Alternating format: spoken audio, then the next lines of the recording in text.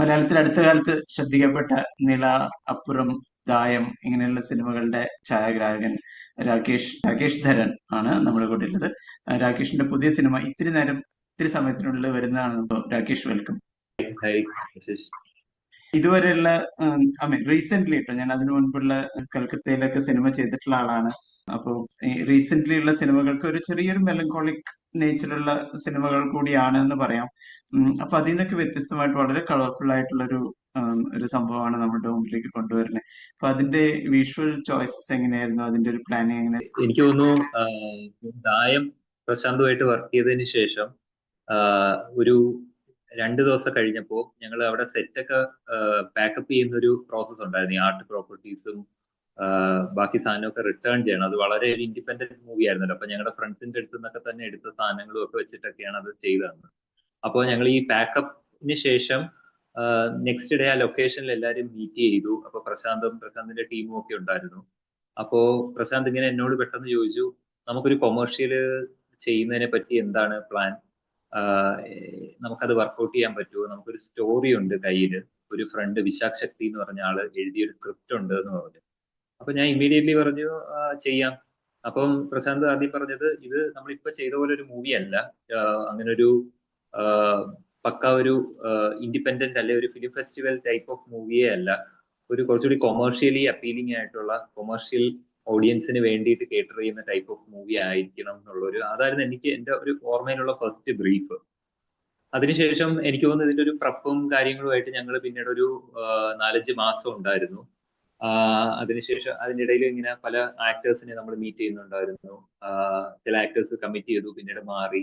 അപ്പൊ അങ്ങനെയൊക്കെ ഉണ്ടായ ചില ഡിലേസ് ഒക്കെ ഉണ്ട്. എന്തായാലും എന്നെ സംബന്ധിച്ചിടത്തോളം ഇതിലൊരു എക്സൈറ്റ്മെന്റ് എന്താന്ന് വെച്ചാൽ, ഞാൻ അതുവരെ ചെയ്തു വന്നിരുന്ന സിനിമകളിൽ നിന്ന് മാറി കുറച്ചുകൂടി ഒരു കൊമേഴ്ഷ്യൽ എസ്തെറ്റിക് ഫോളോ ചെയ്യുന്ന ഒരു മൂവി ആയിരുന്നു. But at the same time ഞാൻ ഈ വിശാഖിന്റെ സ്ക്രിപ്റ്റ് വായിക്കുമ്പോൾ എനിക്ക് തോന്നിയത് ഇതിനകത്ത് അങ്ങനെ ഒരു ഭയങ്കര ഒരു ഗിമ്മിക്കലായിട്ടുള്ള ഒന്നും ആവശ്യമില്ല, ഒരു സോക്കോൾഡ് കൊമേഴ്ഷ്യൽ ഗിമ്മിക്സ് ഒന്നും ആവശ്യമില്ല. വളരെ പ്ലെയിൻ ആയിട്ട് പറഞ്ഞാലും ആളുകളെ പിടിച്ചിരുത്താൻ പറ്റുന്ന ഒരു നൈസ് ത്രെഡ് ഉണ്ടായിരുന്നു ആ സ്ക്രിപ്റ്റില്. അപ്പോ എൻ്റെ ഒരു കോർ വിഷ്വൽ ഇൻപുട്ട് എന്ന് പറയുന്നത് വിശാഖിന്റെ സ്ക്രിപ്റ്റ് തന്നെയായിരുന്നു. ഞാനത് വിശാഖും പ്രശാന്തും പിന്നെ ഇതിന്റെ സൗണ്ട് ഡിസൈനർ സന്ദീപ് കുറിശ്ശേരി, അപ്പൊ ഞങ്ങൾ എല്ലാവരും ആയിരുന്നു ഇതിന്റെ ഒരു കോർ ടീം. അപ്പൊ നമ്മൾ ഇതിന്റെ പ്രൊഡ്യൂസർ ജോമോൻ, അപ്പൊ നമ്മളെല്ലാവരും ജോമോന്റെ തന്നെ ഒരു ഓഫീസ് സ്പേസ് ഉണ്ട്, അവിടെ മീറ്റ് ചെയ്യും, റെഗുലർലി മീറ്റ് ചെയ്ത് എന്നും ഡിസ്കഷൻസ് ഒക്കെയാണ്. ഇതെങ്ങനെ ചെയ്യാൻ പറ്റും, സാധാരണ സിനിമയിൽ കണ്ട ലവ് സ്റ്റോറീസിൽ ഉപയോഗിച്ചിരിക്കുന്ന ക്ലീഷേസ് എന്താണ്, അത് നമ്മുടെ എങ്ങനെ വരാതിരിക്കാം, ഇങ്ങനെയൊക്കെയുള്ള ഒരുപാട് ഡിസ്കഷൻസിന് ശേഷമാണ് ഇത്തിരി നേരത്തിന്റെ ഒരു പ്രപ്പ് തുടങ്ങുന്നത് തന്നെ. ഇതിനകത്ത് ആദ്യം തന്നെ ഞങ്ങൾക്ക് ഇന്നായ ആളുകൾ എന്ന് പറയുന്നത് റോഷനും സെറിനും ആയിരുന്നു. പിന്നീട് നന്ദുചേട്ടൻ ആൻഡ് ആനന്ദ് മന്മഥൻ. അപ്പൊ ഈ 4 പേര് ലോക്ക് ആയതിനു ശേഷം ഞങ്ങൾക്ക് ഒരുപാട് റിഹേഴ്സൽസ് ഉണ്ടായിരുന്നു. അതായത് ഞങ്ങൾ ഒരു സ്പേസ് എടുത്തിട്ട് ഇതിന്റെ ഇപ്പൊ സിനിമ റിലീസ് ആകുമ്പോൾ എല്ലാവർക്കും അറിയാൻ പറ്റും, ഇതിന്റെ ഒരു മെജോറിറ്റി പോർഷൻ ഒരു മൂവിങ് കാറിലാണ് നടക്കുന്നത്. അപ്പോ we have to be very sure about എന്തൊക്കെയാണ് ഓരോ ക്യാരക്ടേഴ്സ് സംസാരിക്കുന്നത്, അതിന്റെ ഇമോഷൻസ് എന്തായിരിക്കും. കാരണം പലപ്പോഴും സംഭവിക്കുന്നത്, നമ്മളൊരു കാർ ഷൂട്ട് എന്നൊക്കെ പറഞ്ഞ് നമ്മൾ റോഡിലേക്ക് ഇറങ്ങുമ്പോഴത്തേക്ക് we get easily carried away by the technicalities of shot taking and all. So we didn't want that to happen to this film. So അതുകൊണ്ട് ഞങ്ങൾ എന്താന്ന് വെച്ച് കഴിഞ്ഞാൽ ഒരു ഇന്റൻസ് ആയിട്ടുള്ള ഒരു പ്രപ്പ്. പിന്നെ എനിക്ക് തോന്നുന്നു അതിൽ റോഷന്റെയും സെറിന്റെയും ഒക്കെ ഇൻപുട്ട് ഒരുപാടുണ്ടായിരുന്നു. അവര് തമ്മില് ഇപ്പൊ ഒരു ടേബിൾ, ഒരു സീക്വൻസ്, ഒരു ടേബിളിൽ ഇരുന്ന് അങ്ങോട്ടും ഇങ്ങോട്ടും സംസാരിക്കുന്നതാണെങ്കിൽ പോലും അവര് മൾട്ടിപ്പിൾ ടൈംസ് അതിന്റെ പല വേരിയേഷൻസ് പ്രാക്ടീസ് ചെയ്യുന്നു. അപ്പോ നമുക്ക് എങ്ങനെയായിരിക്കും, ഈവൻ അതൊക്കെ ഞങ്ങളൊരു റഫ് ക്യാമറയിൽ, ഒരു ചെറിയൊരു ക്യാമറയിൽ നമ്മൾ ഷൂട്ട് ചെയ്യുന്നുണ്ടായിരുന്നു. കാരണം ഇവര് എന്നിട്ട് ഞങ്ങൾ അത് രാത്രി റിവ്യൂ ചെയ്യും. രാത്രി റിവ്യൂ ചെയ്തിട്ട് എന്തൊക്കെ കറക്ഷൻസ് വരുത്താൻ പറ്റും, എന്നിട്ട് അവരെ കാണിച്ചു കൊടുക്കും അവരുടെ പെർഫോമൻസ് എങ്ങനെയാണെന്ന്. അപ്പോ ഇതൊരു ഞങ്ങളൊരു 2-3 ആഴ്ചകൾ എടുത്ത് ചെയ്തൊരു പ്രോസസ് ആയിരുന്നു ഈ ഒരു റിഹേഴ്സൽ. എനിക്കും അത് വളരെ ഹെൽപ്പ് ചെയ്തു. കാരണം എന്ന് വെച്ച് കഴിഞ്ഞാൽ ഞാൻ ബേസിക്കലി ഇവരുടെ ഒരു ഫേസ് സ്റ്റഡി ആൻഡ് ഇവരുടെ ഒരു ബോഡി ലാംഗ്വേജ് സ്റ്റഡി ആയിരുന്നു എനിക്കിത്. കാരണം എന്ന് വെച്ചാൽ ഇങ്ങനെ ഈ സ്റ്റോറി ഞാൻ അധികം റിവീൽ ചെയ്യുന്നില്ല. അപ്പോ എന്തായാലും ഈ ക്യാരക്ടേഴ്സ് കണ്ടുമുട്ടുമ്പോ after many years they seeing each other, അപ്പോൾ അവരെങ്ങനെയായിരിക്കും ബിഹേവ് ചെയ്യുന്നത്, ഇങ്ങനെയുള്ള കാര്യങ്ങളൊക്കെ വളരെ മൈന്യൂട്ടായിട്ട് ഈ ഒരു റിഹേഴ്സലിലാണ് ഞാൻ ഒബ്സർവ് ചെയ്തിരുന്നത്. അപ്പോൾ അതിനെ എങ്ങനെ ക്യാപ്ചർ ചെയ്യാം, ഏറ്റവും ജെനുവിനായിട്ടും ഏറ്റവും റിയലിസ്റ്റിക് ആയിട്ട് ക്യാപ്ചർ ചെയ്യാമെന്ന് മാത്രമാണ് ഈ സിനിമയിൽ ഇപ്പൊ ചെയ്തിരിക്കുന്ന അപ്രോച്ച്. ഇതൊരു പുതിയ ഇൻഫർമേഷൻ ആയിരുന്നു, that there is A road part also.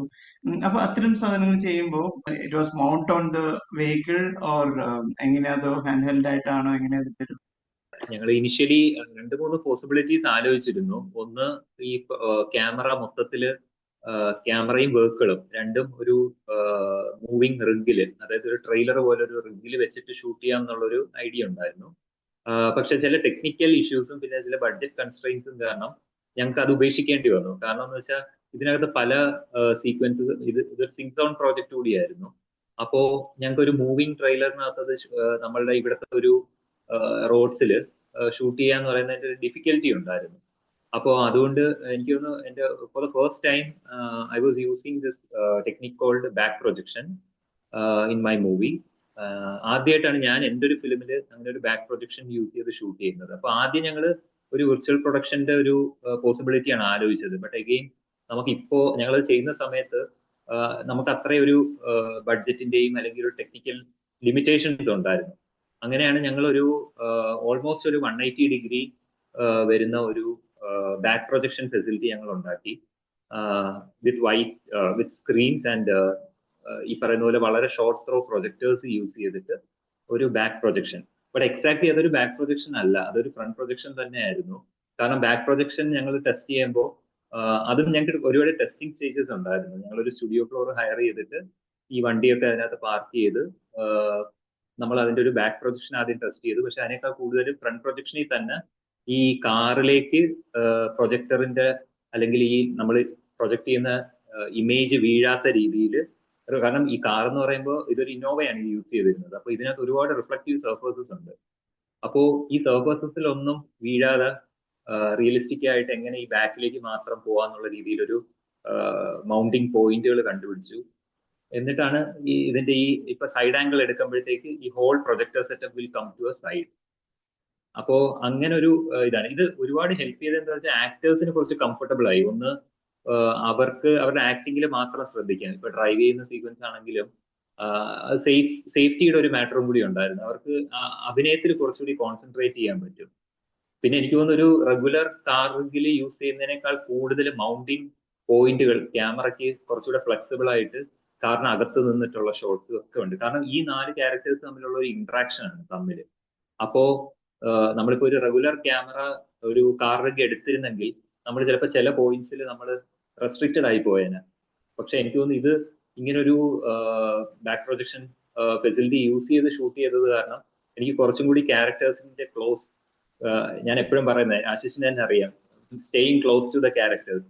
ഞാൻ മുമ്പത്തെ ഒരു ഇന്റർവ്യൂവിലും പറഞ്ഞിട്ടുണ്ട്. അപ്പോൾ എനിക്കത് കുറച്ച് ആക്ടേഴ്സിന്റെ ഇമോഷൻസുമായിട്ട് കുറച്ചുകൂടി ക്ലോസർ ആയിട്ട് അവരെ ഷൂട്ട് ചെയ്യാൻ പറ്റുന്നുണ്ടായിരുന്നു. അവരും കംഫർട്ടബിൾ ആയി തുടങ്ങി. പിന്നെ ഇതൊരു AC ഫ്ലോർ ആണ്, അപ്പോൾ അതിൻ്റെതായ ഒരു റിലാക്സ് മൂഡുണ്ട്. പിന്നെ സിങ് സൗണ്ട് ആയത് കാരണം കുറച്ചൊരു കൺട്രോൾഡ് എൻവയോൺമെന്റ് ആണ്. മറ്റേത് നമ്മൾ ട്രെയിലർ ഒക്കെ എടുക്കുമ്പോഴത്തേക്ക് ഇതിന്റെ മൂവിങ് സൗണ്ട് ഇതെല്ലാം സിങ് സൗണ്ടിനെ ബാധിക്കുന്ന ഒരു കാര്യമാണ്. അങ്ങനെയാണ് ഞങ്ങൾ ഇതിന് എത്തിയത്. എന്നാൽ ഇതിനും അതിൻ്റെതായ ഷോർട്ട് കമ്മിങ് ലിമിറ്റേഷൻസും ഒക്കെ ഉണ്ട്. അപ്പോ ഞാനും എന്റെ അസിസ്റ്റൻസും ഇതുപോലെ നമ്മള് ട്രിവാൻഡ്രത്ത് ഫുള്ള് നടന്ന ഒരു 360 ഡിഗ്രി ക്യാമറ വെച്ചിട്ട് നമ്മൾ സ്ട്രീറ്റ് വ്യൂസ്, സ്ട്രീറ്റ് എല്ലാം നമ്മൾ റെക്കോർഡ് ചെയ്തു. എന്നിട്ട് അത് എഡിറ്റ് ചെയ്തു. അതൊക്കെയാണ് ഈ ബാക്ക് പ്രൊജക്ഷനിൽ ഓരോ ആംഗിളിൽ ഏതൊക്കെ വഴികളിലൂടെ പാസ് ചെയ്യുന്നു. ഇപ്പൊ ട്രിവാൻഡ്രം വളരെ ഫെമിലിയർ ആയിട്ടുള്ള ഒരു ലാൻഡ്സ്കേപ്പ് ആണ് ആളുകൾക്ക്. അപ്പൊ നമ്മൾ എങ്ങനെയായിരിക്കണം ആ ലീനിയർ പ്രോഗ്രഷൻ ഓഫ് ലൊക്കേഷൻ, അവർ എവിടുന്ന് ഏത് പോയിന്റിൽ നിന്ന് സ്റ്റാർട്ട് ചെയ്തു, ഏത് പോയിന്റിലൂടെ യാത്ര ചെയ്തു, എവിടെ എത്തി, അവരുടെ ജേർണി എങ്ങോട്ട് പോകുന്നു. അപ്പൊ അതേ ലാൻഡ്സ്കേപ്പിന്റെ തന്നെ നമ്മളൊരു വിഷ്വൽസ് ഷൂട്ട് ചെയ്യുകയും അത് കൃത്യമായിട്ട് നമ്മുടെ ഒരു അസിസ്റ്റന്റ് ഈ പ്രൊജക്ടറിലേക്ക് ഫീഡ് ചെയ്തുകൊണ്ടിരിക്കും. അതാത് സീൻ എടുക്കുന്നതനുസരിച്ചിട്ട് ഫീഡ് ചെയ്തുകൊണ്ടിരിക്കും. അപ്പോൾ ഇങ്ങനെയൊക്കെ കുറച്ചൊരു ടെക്നിക്കലി ചലഞ്ചിങ് ആയിട്ടുള്ള ഒരു പരിപാടിയാണ് ഇപ്രാവശ്യം ഈ മൂവിയിൽ ചെയ്തിട്ടുള്ളത്. എന്നെ സംബന്ധിച്ചിടത്തോളം അതൊരു ഫസ്റ്റ് ടൈം ഇതാണ്. കാരണം ഞാനിപ്പോ കുറച്ച് നാളായിട്ട് ഈ വിർച്വൽ പ്രൊഡക്ഷൻസ് കാര്യങ്ങളെ പറ്റി പഠിക്കുന്നുണ്ടായിരുന്നു. അപ്പോ ഇപ്പൊ നമുക്ക് ഹൈദരാബാദിലും മുംബൈയിലും ഒക്കെയാണ് ഇതിനുള്ള ഫെസിലിറ്റി ഉള്ളത്. അപ്പൊ നമ്മുടെ നാട്ടിലേക്ക് അതിന്റെ ഒരു ഇത് വന്നിട്ടില്ല ഇതുവരെ. Because it's a very expensive setup to ഇപ്പോ ഈ അൺറിയൽ എഞ്ചിൻ എന്നൊക്കെ പറഞ്ഞിട്ട് അപ്പോ അത് യൂസ് ചെയ്ത് ഒരു എൻവയോൺമെന്റ് ക്രിയേറ്റ് ചെയ്ത് ഷൂട്ട് ചെയ്യുക വെരി എക്സ്പെൻസീവ്. അപ്പോ ഇതൊരു എന്താണ് ഒരു DIY സെറ്റപ്പ് ആയിരുന്നു ഞങ്ങൾ അന്ന് കണ്ടുപിടിച്ചത്. വളരെ ഇൻട്രസ്റ്റിംഗ് ഒരു സംഭവം. ഞാൻ ഇത് ഇത്രയൊന്നും പ്രതീക്ഷിച്ചില്ല. സോ ഇത് in effect is it cost effective ആണോ ഈ ഒരു പ്രൊസീജിയർ?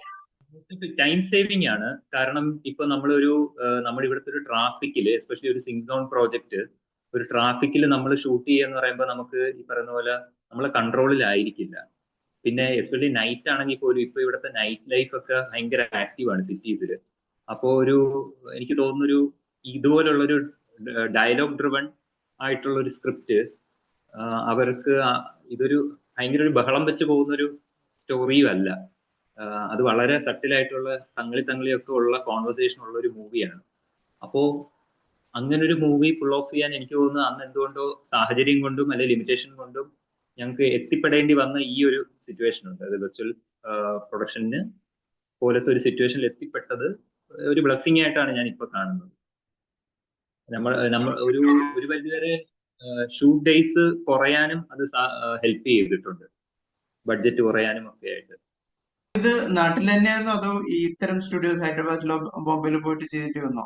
നമ്മുടെ നാട്ടില് ഒരു സാധാരണ ഒരു ഷൂട്ടിംഗ് ഫ്ലോറിലായിരുന്നു. കാർ അതിനുള്ളിൽ കയറ്റി ഒരു 180 സ്ക്രീൻ നമ്മൾ സെറ്റ് ചെയ്തു. 20x20 വലിയ സൈസ് 40x40 സ്ക്രീൻസ് ഒക്കെ വെച്ചിട്ട് ഓരോ ആംഗിളും. പിന്നെ ഈ ഒരു കേർവ് ആയിട്ട് നമുക്ക് ക്രിയേറ്റ് ചെയ്തൊക്കെ എടുക്കാനുള്ള ബുദ്ധിമുട്ടുണ്ടായിരുന്നു. കാരണം ഇതിന്റെ ഒരു എൻവയോൺമെന്റ് പലപ്പോഴും കാർ ഓടുമ്പോൾ ഒരു കേർവി ആയിട്ടായിരിക്കും വരുന്നത്. അപ്പോൾ അത് ഈ പറയുന്ന പോലെ ക്ലോത്ത് ഒക്കെ സ്റ്റിച്ച് ചെയ്ത് അങ്ങനെയൊക്കെയായിരുന്നു ചെയ്തിരുന്നത്. ഇത് വളരെ ത്രില്ലിംഗ് ആയിട്ട് തോന്നുന്നുണ്ട്. കാരണം ഇതൊരു റെഗുലർ പരിപാടിയല്ലല്ലോ. ഇതെല്ലാം ട്രയൽ ആൻഡ് എറർ എന്ന് പറഞ്ഞ പോലെ ഇതിന്റെ ഔട്ട്കം നോക്കി അങ്ങനെ എടുക്കേണ്ട ഒരു സംവിധാനമാണ്. പ്രീ പ്രൊഡക്ഷനിൽ തന്നെ ഈ ഒരു തോട്ട് വന്നിട്ടുണ്ടല്ലേ? എന്ത് ടെക്നോളജി വേണമെങ്കിലും നമുക്ക് കൊണ്ടുവരാൻ പറ്റും. റോബോട്ടിക് ക്യാമറയും അല്ലെങ്കിൽ എന്ത് ഫെസിലിറ്റി വേണമെങ്കിലും നമുക്ക് കൊണ്ടുവരാം. ബട്ട് നമുക്ക് പ്രൊഡ്യൂസർ എന്നുള്ള ഒരാള് ആൾക്ക് എന്താണ് അഫോർഡ് ചെയ്യാൻ പറ്റുന്നത് ഈ ഫിലിമിന് വേണ്ടി, അതിൽ ബെസ്റ്റ് എന്താണ് അത് ഡെലിവർ ചെയ്യുക എന്നുള്ളതാണ് എൻ്റെ ഒരു അപ്രോച്ച്. കാരണം ഈ സിനിമയുടെ ടോട്ടാലിറ്റിയിൽ അത് നമുക്ക് എങ്ങനെ റിച്ച് ആയിട്ട് പുൾ ഓഫ് ചെയ്യാം എന്നുള്ളതാണ് ഞാൻ ആലോചിക്കുന്നത്. ഇതിന്റെ ടൈറ്റിൽ തന്നെ ഒരു നിയോൺ അപ്പിയറൻസും ഇതൊക്കെ ഉള്ളതുകൊണ്ട് അത് ഇതിന്റെ വിഷ്വൽ ട്രീറ്റ്മെന്റിൽ അത്തരം ഒരു റിഫ്ലക്ഷൻസ് വരുന്നുണ്ടോ?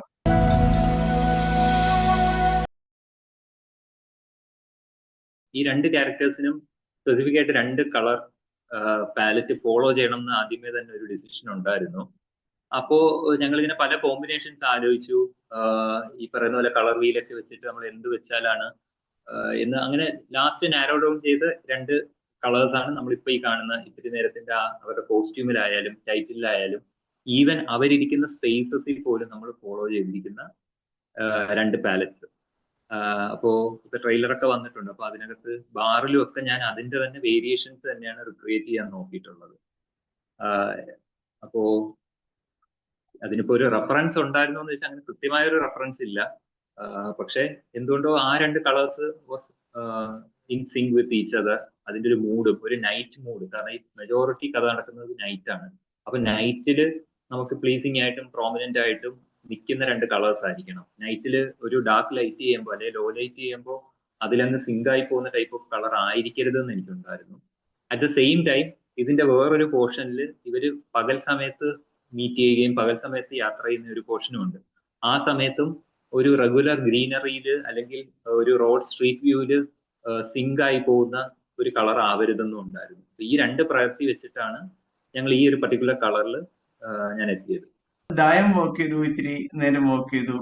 അപ്പൊ ഈ നിങ്ങളുടെ രണ്ടുപേരുടെയും ഒരു കെമിസ്ട്രി എങ്ങനെയാണ്? ലൈക്ക് ആ ഒരു കാരണം രണ്ടുപേരും ഒന്ന് കണ്ടിന്യൂസ് ലേണിംഗ് ചെയ്യുന്ന ആളുകളാണ്, 2 ക്രിയേറ്റീവായിട്ട് എന്ത് പോസിബിലിറ്റി ഉണ്ട് എക്സ്പെരിമെന്റൽ ഒരു മോഡിൽ വർക്ക് ചെയ്യാൻ താല്പര്യമുള്ള ആളുകളാണ്. So how was that working together? ഇത് എനിക്ക് തോന്നുന്നത് ഇപ്പൊ നമ്മൾ ഒരു ഡയറക്ടറിന്റെ കൂടെ കണ്ടിന്യൂസ് ആയിട്ട് 1-2-3 പ്രോജക്റ്റ് വർക്ക് ചെയ്യുമ്പോൾ അവർക്ക് എന്താണ് അവരുടെ മനസ്സിൽ അവർ കാണുന്ന വിഷ്വൽ എന്നുള്ള ഒരു ഐഡിയ നമുക്ക് കിട്ടി തുടങ്ങും. പക്ഷെ എനിക്ക് തോന്നുന്നു ഞാൻ ദായം ചെയ്തിട്ട് ഈ മൂവിയിലേക്ക് വരുമ്പോൾ ഞാനത് ബ്രേക്ക് ചെയ്യാൻ ശ്രമിച്ചിട്ടുണ്ട്. കാരണം എന്ന് വെച്ചാൽ ദായം വാസ് എന്താണ് ആ ക്യാരക്ടേഴ്സിന്റെ കുറച്ചുകൂടി ഒരു പേഴ്സണൽ ഒരു സംഭവമായിരുന്നു. പേഴ്സണൽ വേൾഡ് ആണ് ഞാൻ എക്സ്പ്ലോർ ചെയ്തത് വിഷ്വലി. പക്ഷേ ഇത്തിരി നേരത്തിലേക്ക് വന്നപ്പോ എനിക്ക് കുറച്ചും കൂടി ഒരു ഒബ്സർവേഷണൽ മോഡായിരുന്നു. അതായത് ഇവരുടെ ലൈഫ് ഇസ് എന്താണ് happening in front of us and we are like a silent observer of what these characters are going to do.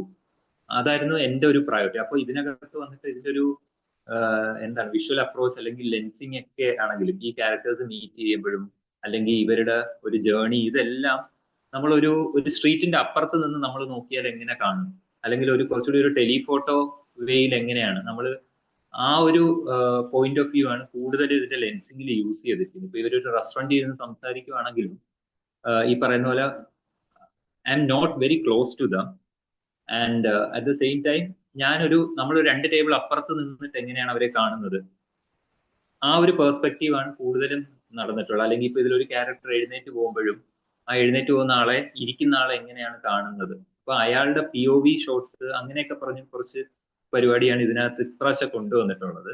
പിന്നെ ഈ കാറിലേക്ക് ഒരു ജേർണി തുടങ്ങുമ്പോഴാണ് ഈ പറയുന്ന പോലെ കുറച്ചും കൂടി ക്യാരക്ടേഴ്സിനോടൊപ്പവും ക്ലോസ്നെസ്, ഒരു ക്ലോസ്ട്രോഫോബിക് ഫീല് കൊണ്ടുവരാനായിട്ട് അവരതിനകത്ത് ആ ലോക്ക്ഡ് ആയി പോകുന്ന ഒരു മൊമെന്റ് ഉണ്ട്. ഈ കാറിനകത്ത് കുറെ നേരം അവർ ലോക്ക്ഡ് ആയി പോകുന്ന ഒരു മൊമെന്റ് ഉണ്ട്. ആ മൊമെന്റിലാണ് കുറച്ചും കൂടി ഈ പറയുന്ന ഞാൻ പറഞ്ഞ ക്ലോസ് അപ്രോച്ച് യൂസ് ചെയ്തിട്ടുള്ളത്. അവിടെയാണ് കുറച്ചുകൂടി എനിക്ക് തോന്നുന്നു ഈ സിനിമയിൽ ഒരു കുറച്ചുകൂടെ വൈഡർ ലെൻസിങ് യൂസ് ചെയ്തിട്ടുള്ളത്. ബാക്കിയെല്ലാം ടെലിഫോട്ടോ ലെൻസസ് ആണ് കൂടുതൽ യൂസ് ചെയ്തിട്ടുള്ളത്. അപ്പോൾ അത് എനിക്ക് തോന്നുന്നു കാണുന്ന പ്രേക്ഷകരിൽ ഒരു സൈക്കോളജിക്കൽ ഇമ്പാക്ട് ഉണ്ടാക്കുമെന്ന് തോന്നുന്നു. അവർക്കും ഈ മാറി നിന്ന് രണ്ടുപേരുടെ പ്രണയം കാണാൻ അല്ലെങ്കിൽ രണ്ടുപേരുടെ പരിഭവം കാണാനുള്ള ഒരു ത്വരയുണ്ടല്ലോ, അത് ഇതിലൂടെ വരുമെന്നാണ് എനിക്ക് തോന്നുന്നത് എന്റെ ലെൻസിങ്ങിലും പരിപാടിയിലും. Very very well thought through. ഇപ്പം ഇതില് വേറെ രസം വെച്ചിട്ടുണ്ടെങ്കിൽ വളരെ ഇൻട്രസ്റ്റിംഗ് ആയിട്ടുള്ള ലിറിക്സ് ഉള്ള സോങ്സ്. അപ്പൊ ഈ സോങ്ങിന്റെ വിഷ്വലൈസേഷന് എന്തെങ്കിലും ഇതുവരെ പ്രിപ്പറേഷൻ ഉണ്ടായിരുന്നോ? ശരിക്കും പറഞ്ഞാല് ഞങ്ങൾ ഇത് ഷൂട്ട് ചെയ്യുന്ന സമയത്ത് അങ്ങനെ ഒരു സോങ് ട്രാക്ക് ഒന്നും റെക്കോർഡഡ് ആയിരുന്നില്ല. അപ്പോ ഇതിനകത്ത് ഇപ്പം എനിക്ക് തോന്നുന്നൊരു 4 പാട്ടോളം ഉണ്ട് മേജർ സോങ്സ് എന്ന് പറയാനായിട്ട്. അപ്പോ ഈ 4 പാട്ടുകൾക്കും 4 മൂഡാണ്. ഒരു പടം തുടങ്ങി നമ്മൾ ഈ ക്യാരക്ടർ ഇൻട്രൊഡക്ഷൻസ്, ഓരോരോ ക്യാരക്ടറിനെ ഇൻട്രൊഡ്യൂസ് ചെയ്യുന്നൊരു ടൈറ്റിൽ സോങ് ഉണ്ട്. അതിനുശേഷം ഇങ്ങനെ 4 ഘട്ടങ്ങളിലായിട്ടുള്ള സോങ്സ് ഉണ്ട് ഇതിനകത്ത്. അപ്പോ ഈ സോങ്സിനെല്ലാം ഓരോ ഫ്ലേവർ ഓഫ് വിഷ്വൽ ആയിരിക്കണം എന്ന് എനിക്കൊരു ഐഡിയ ഉണ്ടായിരുന്നു. അതുപോലെ തന്നെ ഇത് നമുക്കൊരു റഫ് ട്രാക്ക് ഏതാണെന്ന് വെച്ചാൽ നമ്മൾ എന്തായിരിക്കും കൺവേ ചെയ്യാൻ ഉദ്ദേശിക്കുന്ന ഇമോഷൻ ഈ സോങ്ങിന്റെ, അപ്പൊ അത് ഞങ്ങൾ വേറൊരു മൂവിയിൽ നിന്നൊക്കെ ഇങ്ങനെ എടുത്തിട്ട് പറയും ഈ ഒരു പേസ് ആയിരിക്കുമല്ലോ പാട്ട്. കാരണം ഞങ്ങൾക്ക് അന്നൊരു ഇതിന്റെ ഷൂട്ട് നടക്കുന്ന സമയത്ത് നമുക്കൊരു കൃത്യമായ ഒരു ധാരണ ഇല്ലായിരുന്നു ഇങ്ങനെ ആയിരിക്കും ഈ സോങ് വരാൻ പോകുന്നത്. പക്ഷെ ഈ റഫ് ട്രാക്ക് വെച്ചിട്ട്, റെഫറൻസ് ട്രാക്ക് വെച്ചിട്ടൊക്കെ ഇങ്ങനെ ആയിരിക്കും, അപ്പോ ഇങ്ങനെ ആയിരിക്കും ഇതിന്റെ ഒരു ഫാസ്റ്റ്, ഈ സോങ് ഇച്ചിരി ഫാസ്റ്റ് പേസ്ഡ് അടിച്ചാണെങ്കിൽ ഇങ്ങനെ ആയിരിക്കും, അല്ലെങ്കിൽ ഇതിനെ കുറച്ചുകൂടി ഹോൾഡ് ചെയ്യേണ്ട ചില വിഷ്വൽസ് ആയിരിക്കും എന്നൊക്കെ ഉള്ള റഫ് ഐഡിയയിലാണ് ഷൂട്ട് ചെയ്തിട്ടുള്ളത്. സത്യം പറഞ്ഞാൽ ഇപ്പോ മ്യൂസിക് എല്ലാം ആയി, ബേസിലിന്റെ വർക്ക് എല്ലാം വന്നപ്പോഴത്തേക്ക് അത് കുറച്ചുകൂടി ഞാൻ വിചാരിക്കുന്ന ആ സിനിമാറ്റോഗ്രഫിയും അതേ വർക്കും എല്ലാം എലിവേറ്റ് ആയി ആ മ്യൂസിക്കിൽ. ഒരു കുരുത്തം കെട്ട ചോദ്യം ചോദിക്കാനുണ്ട്. ആദ്യം ഒരു കോളേജിലെ ഒരു പ്രൊജക്ട് കുഞ്ഞിലായിട്ട് ചെയ്തിട്ടുള്ളത്. So and then you had Indulakshmi working as in you know ഒരു ഒരു ഫെമിനിൻ രീതിയിലുള്ള തിങ്കിങ് ഉണ്ടാവാം. I mean the way they are making, അത് കുറെ സന്ദേഹങ്ങൾ ഉണ്ടാവാം. You know I mean they were first time you know working together. ആ സമയത്ത് ആദ്യമായിട്ട് ഒരു സിനിമ ചെയ്യുന്ന സമയമാണ്. അപ്പോ അതിനുശേഷം now you are working with PV. So ഇതിന്റെ രണ്ടുപേരുടെ അപ്രോച്ചസിൽ സ്വാഭാവികമായിട്ട് വ്യത്യാസങ്ങൾ ഉണ്ടാവാം. പക്ഷെ അത് നേരിട്ട് കണ്ടും അനുഭവിച്ചും ചിത്രീകരിച്ചും എക്സിക്യൂഷൻ ലെവലിൽ കൊണ്ടുവന്നിട്ടുള്ളതാണെന്നുള്ള നിലയ്ക്ക് if you could relate to those. ഞാനിപ്പോ എനിക്ക് തോന്നുന്നു 2 പടങ്ങൾ റിപ്പീറ്റഡ് ആയിട്ട് വർക്ക് ചെയ്ത 2 ഡയറക്ടേഴ്സ് ആയിരുന്നു. ഒന്ന് ഇന്ദുവിന്റെ ഫിലിമും പിന്നെ പ്രശാന്തിന്റെ ഫിലിമും. അപ്പൊ Indu is more like, Indu തന്നെ എഴുതി കണ്ടന്റ്, അതിന്റെ സ്ക്രിപ്റ്റ് ആയാലും സ്ക്രീൻ പ്ലേ ആയാലും ഇന്ദു തന്നെ എഴുതുന്നത് കാരണം ഇന്ദുവിന് അതിൽ കുറച്ചും കൂടി ഒരു ഈ പറയുന്ന പോലെ ടെക്നിക്കലി അല്ല, പക്ഷെ ഞാൻ പറയുന്നത് കുറച്ചുകൂടി അതിന്റെ ഇമോഷണൽ കോഷ്യന്റ് മനസ്സിലാക്കിയാണ് ഇന്ദു വർക്ക് ചെയ്യുന്നത് പലപ്പോഴും. അപ്പോ എനിക്ക് ആ സമയത്ത് ഇന്ദുവായിട്ട് വർക്ക് ചെയ്യുമ്പോൾ ഈ പറയുന്ന പോലെ എനിക്ക് ആ ഭാഗം ഞാൻ അധികം ബോദർ ചെയ്യേണ്ട, കാരണം ആക്ടേഴ്സുമായിട്ടുള്ള ഇന്ററാക്ഷൻ ആയാലും അല്ലെങ്കിൽ ആക്ടേഴ്സിന്റെ അടുത്ത് ഇൻപുട്ട് കൊടുക്കുക, അവരിൽ നിന്ന് അത് എക്സ്ട്രാക്ട് ചെയ്യാനുള്ള ഒരു കഴിവ് ഞാൻ ഇന്ദുവിൽ ശ്രദ്ധിച്ചിട്ടുണ്ട്. ആൻഡ് ഓൾസോ ഒരു ഫീമെയിൽ സെൻസിബിലിറ്റി ഞാൻ മുമ്പ് വർക്ക് ചെയ്തിട്ടുള്ള ഇപ്പൊ കുഞ്ഞിലെ ആയാലും അല്ലെങ്കിൽ സൗമ്യ സദാനന്ദൻ, ഇവരൊക്കെ ആയിട്ട് ഞാൻ വർക്ക് ചെയ്തിട്ടുണ്ട്. അപ്പോൾ ഇവരും ഒക്കെ ആയിട്ട് വർക്ക് ചെയ്യുമ്പോൾ ആ ഒരു സെൻസിബിൾ ആ ഒരു എന്താണ് ഒരു സെൻസിബിലിറ്റി ഞാൻ പലപ്പോഴും ശ്രദ്ധിച്ചിട്ടുണ്ട്. ഞാൻ ഇപ്പൊ റീസെന്റ് പോലും ഒരു പുതിയൊരു ഫീമെയിൽ ഡയറക്ടറിന്റെ കൂടെ വർക്ക് ചെയ്തു. അതൊരു ഷോർട്ട് ഫിലിം ആണ്, അനഘ എന്നാണ്. അപ്പൊ അത് ഞങ്ങളിപ്പോ ബാംഗ്ലൂർ ഷൂട്ട് കഴിഞ്ഞേ ഉള്ളൂ. അപ്പൊ ആളുടെ കൂടെ ആള് ഫസ്റ്റ് ടൈം ചെയ്യുന്നതാണ്. എങ്കിൽ കൂടി അവര് ആ സബ്ജക്ട്സും ആ ക്യാരക്ടേഴ്സും എക്സ്പ്ലെയിൻ ചെയ്യുന്നതിൽ എനിക്കൊരു ഡിഫറൻസ് തോന്നിയിട്ടുണ്ട്. അത് സത്യമാണ്. ആഹ് പിന്നെ ആസ് എ മീഡിയം ഞാൻ അങ്ങനെ ഒരു മെയിൽ ഫീമെയിൽ എന്നുള്ളൊരു ഡിസ്റ്റിങ്ഷൻ ഒന്നും വെക്കാറില്ല ആക്ച്വലി. ഇപ്പൊ ആര് അപ്രോച്ച് ചെയ്താലും ഞാൻ അവരുടെ മനസ്സിലെ കഥ എന്താണ് അത് കൊണ്ടുവരിക, സ്ക്രീനിലേക്ക് കൊണ്ടുവരാൻ ഹെൽപ്പ് ചെയ്യുക എന്നുള്ളത് തന്നെയാണ് ഫസ്റ്റ് പ്രയോറിറ്റി. പ്രശാന്തുമായിട്ട് എനിക്ക് തോന്നുന്നു ഇപ്പോ 2 സിനിമകളായപ്പോ എനിക്ക് കുറച്ചുകൂടി കംഫർട്ടബിൾ ആയിരുന്നു. കാരണം രണ്ടാമത് എത്തിയപ്പോഴത്തേക്ക് ഞങ്ങൾക്ക് ഈ കമ്മ്യൂണിക്കേഷൻ വളരെ കുറച്ചാണ്. കാരണം ഇപ്പൊ ഞാനൊരു ഫ്രെയിം വെക്കുമ്പോൾ പ്രശാന്തിന് മനസ്സിലാവും ഇത് എന്തുകൊണ്ടായിരിക്കും, അല്ലെങ്കിൽ ട്രാക്ക് ഇടുമ്പോൾ എന്തുകൊണ്ടായിരിക്കും, ഓക്കെ ഈ ക്യാരക്ടർ എൻട്രി ആണ് ഉദ്ദേശിക്കുന്നത് രാകേഷ് എന്നുള്ളത് കാരണം എനിക്ക് അത് എക്സ്പ്ലെയിൻ ചെയ്യേണ്ടി വന്നിട്ടില്ല. അപ്പൊ എനിക്ക് കുറച്ചും കൂടി കമാൻഡ് ഉള്ള ഒരു ഷൂട്ടിംഗ് പ്രോസസ് ആയിരുന്നു ഇത്തിരി നേരത്തിന്റെ.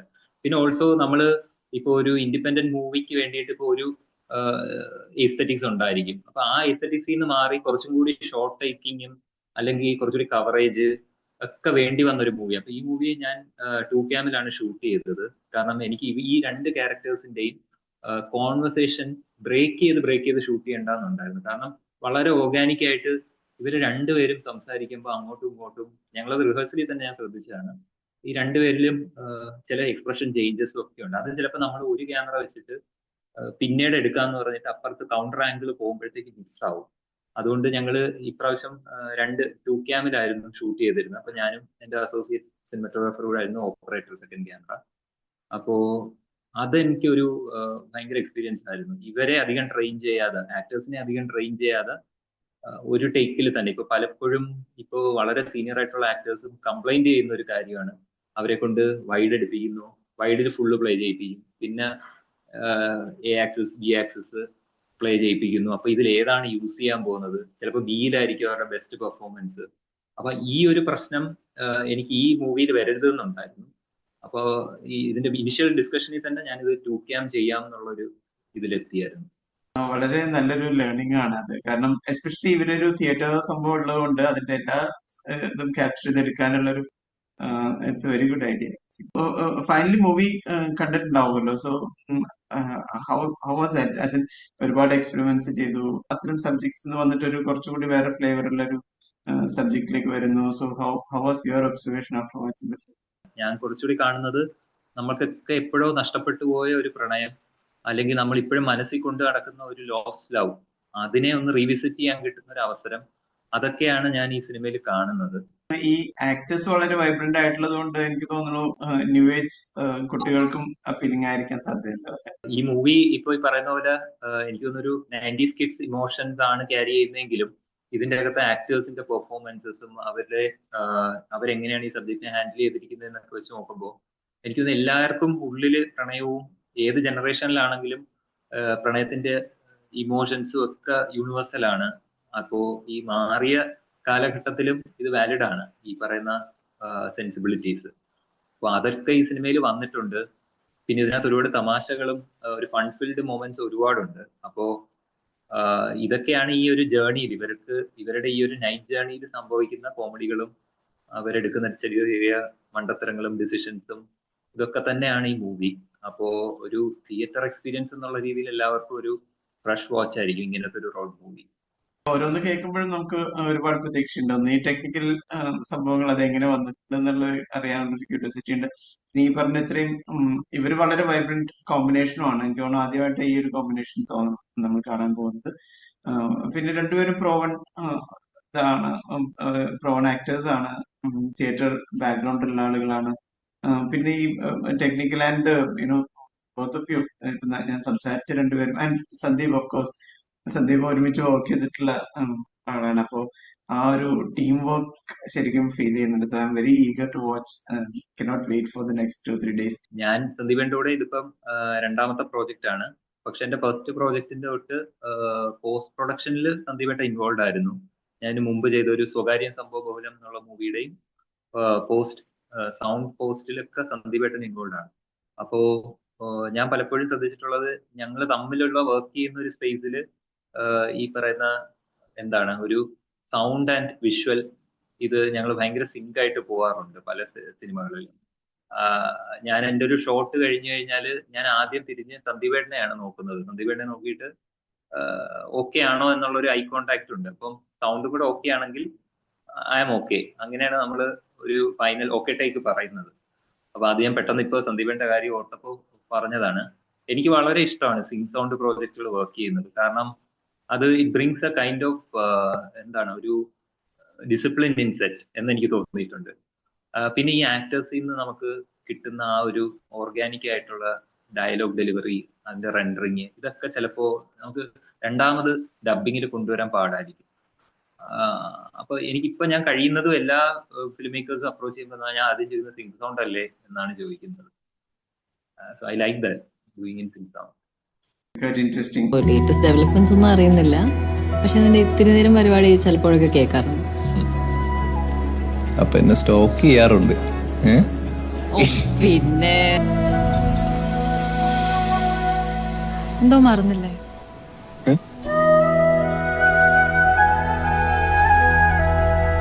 ചോദിക്കുമ്പോ അടുത്ത പ്രൊജക്ട് എന്താണ്? അടുത്ത പ്രോജക്റ്റ് ഡിസ്കഷനിലാണ്. ഈ പറയുന്ന പോലെ കൊമേഴ്ഷ്യൽ സബ്ജക്ട്സും ഉണ്ട്, ഈ പറയുന്ന പോലെ ഇൻഡിപെൻഡന്റ് വളരെ ലോ ബഡ്ജറ്റിൽ ചെയ്യുന്ന മൂവീസും ഒക്കെ ആയിട്ട് ആളുകൾ അപ്രോച്ച് ചെയ്യുന്നുണ്ട്. അപ്പോ എനിക്ക് ഇതിന്റെ രണ്ടിതിന്റെയും ബാലൻസിൽ പോകണം എന്ന് തന്നെയാണ്. അപ്പൊ ഞാൻ രണ്ടും പാരലലി പൊക്കോണ്ടിരിക്കുന്നു, കേൾക്കുന്നുണ്ട്, സബ്ജക്റ്റുകൾ കേൾക്കുന്നു, ഡിസ്കഷനിലുണ്ട്. സോ ഐ തിങ്ക് ഫെസ്റ്റിവൽ സർക്കിളുകളിലും കൊമേഴ്ഷ്യൽ തിയേറ്ററുകളിലും നമുക്ക് ഇനിയും കാണാമെന്ന് വിചാരിക്കുന്നു. സിനിമാറ്റോഗ്രാഫേഴ്സിന്റെ ഒരു അഡ്വാൻറ്റേജ് വെച്ചിട്ടുണ്ടെങ്കിൽ you don't have to limit to certain geography അല്ലേ? നിങ്ങൾക്ക് ഇപ്പൊ മലയാളം മാത്രം അല്ല, you must be doing other projects as well അല്ലേ? കൂടുതലും കൽക്കട്ടയിൽ ബേസ് ചെയ്ത് അവിടെ പഠിച്ചതുകൊണ്ട് എനിക്ക് അങ്ങനെ എൻക്വയറീസ് വരുന്നതൊക്കെ കൂടുതലും ബംഗാളി ഫിലിംസിൽ നിന്നൊക്കെയാണ്, ബംഗാളി വെബ് സീരീസ് ഒക്കെയാണ്. അപ്പോൾ ചിലത് ഡിസ്കഷനിൽ ഇരിക്കുന്നു. പിന്നെ ഇന്നത്തെ ഒരു സാഹചര്യത്തിൽ പല പ്രോജക്റ്റുകളും ഡിസ്കഷനിൽ ഇരുന്നാലും അത് കമ്മീഷൻഡായി വരാനും അല്ലെങ്കിൽ അതിന്റെ ഒരു ടൈം എടുക്കും. അപ്പോ ആ ഒരു വെയിറ്റിംഗ് പീരീഡ് എന്നെ സംബന്ധിച്ചിടത്തോളം ചെറിയ ചെറിയ വർക്കുകൾ ചെയ്യുക, ഈ ഒരു പ്രോസസ് അലൈവ് ആക്കി വെക്കുക എന്നുള്ളത് തന്നെയാണ്. Okay, see you soon and wish you all the best for Ithineram and future projects. Thank you so much. Thank you. Bye. മറ്റൊരു അതിഥിയോടൊപ്പം ഇത്തിരി നേരം അടുത്ത ആഴ്ച.